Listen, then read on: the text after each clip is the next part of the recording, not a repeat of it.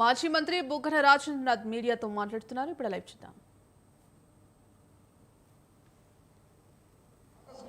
జగనన్న విద్యా దీవెన, వైఎస్ఆర్ నేతన్న నేస్తం, సెప్టెంబర్లో వైఎస్ఆర్ చేయూత, అక్టోబర్లో వైఎస్ఆర్ రైతు భరోసా రెండో విడత, నవంబర్లో జగనన్న విద్యా దీవెన, వైఎస్ఆర్ సున్నా వడ్డీ రుణాలు పంట రుణాలు, డిసెంబర్లో వైఎస్ఆర్ ఈబీసీ నేస్తం, వైఎస్ఆర్ లా నేస్తం, మిగిలిపోయిన లబ్ధిదారుల పథకాలు, జనవరిలో వైఎస్ఆర్ రైతు భరోసా, వైఎస్ఆర్ ఆసరా, జగనన్న తోడ. వైఎస్ఆర్ ఆసరా ఎంతంటే ఒక్కొక్కసారి వైఎస్ఆర్ ఆసరా చేస్తే 6,500 కోట్లు, అమ్మఒడి చేస్తే 6,500 కోట్లు. ఎంతమంది లక్షల మందికి బెనిఫిషరీస్.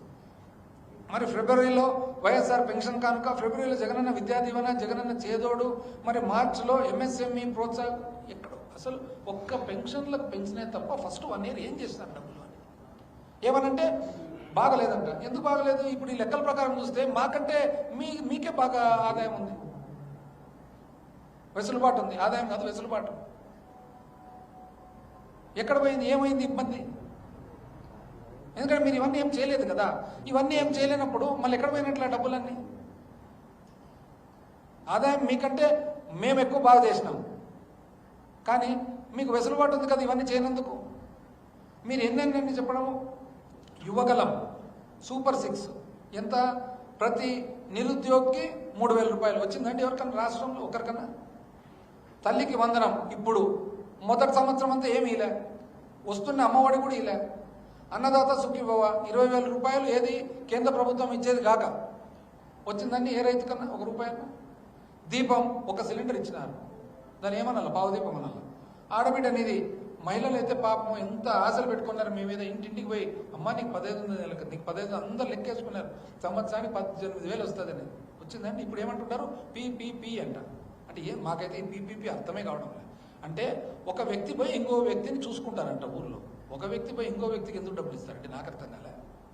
అంటే ఏమన్నా బై ఛాన్స్ రేపు పొద్దున భర్తను భార్యను చూసుకుంటే దానికి చెప్పి మీరు ఇట్లా అట్లయితే సెట్ అవుతుంది. ఇప్పుడు సగం మంది ఆడవాళ్ళు ఉంటారు, సగం మంది మగవాళ్ళు ఉంటారు.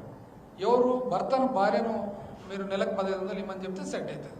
అది తప్ప వేరే మాకు మార్గమే కనపడడం లేదు. ఎట్లా సెట్ అవుతుంది? ఎందుకు ఒకరు పోయి ఒకరు డబ్బులు ఇస్తారు? ఉచిత బస్సు పాపం బస్సులో తిరిగి ఇప్పుడే నేను వస్తుంటే మా డ్రైవర్ చెప్తున్నాడు ఈ తమాషా చూడండి ఇక్కడ అని. ఏమి తమాషా అంటే ఇప్పుడు ఈ బ్రిడ్జ్ ఉంది కదా, ఈ పక్క విజయవాడ ఉంది, ఈ పక్క గుంటూరు ఉంది. అంటే ఇప్పుడు బస్సు ఆడ దిగాలి, ఆడోళ్ళు పాపం ఆడ బస్సు దిగి బ్రిడ్జ్ మళ్ళీ నడుచుకుంటూ వచ్చి మళ్ళీ వచ్చి పోవాలి. నేను అనుకుంటే భలే మంచి ఆలోచన వచ్చి కరెక్టే కదా. జిల్లా అంటే ఇప్పుడు అంతే. అందరు ఆడవాళ్ళు ఏమనుకున్నారు? సింహాచలం ఎక్కాలంటే ఇక్కడ నుంచి బస్సు ఎక్కిపోవచ్చులే, తిరుపతికి పోవాలంటే ఇక్కడ నుంచి బస్సు ఎక్కిపోవచ్చులే అని అనుకున్నారు. ఇప్పుడు అట్లా కాదంట. ఇప్పుడు కృష్ణానది బ్రిడ్జ్ ఉంటే బ్రిడ్జ్ అవతల వరకే బస్సు, బ్రిడ్జ్ యువతలు మళ్ళా గుంటూరు బస్సు. ఏమో ఇది కాక మళ్ళా కొత్తగా ఏమంటారంటే ఏమని మీరు ఎటువంటి అసలు మీరు బాగా కనుక్కున్నారు. ప్రజలు ఎట్లా పాపం అమాయక ప్రజలు పేదరికంలో ఉండేవారు.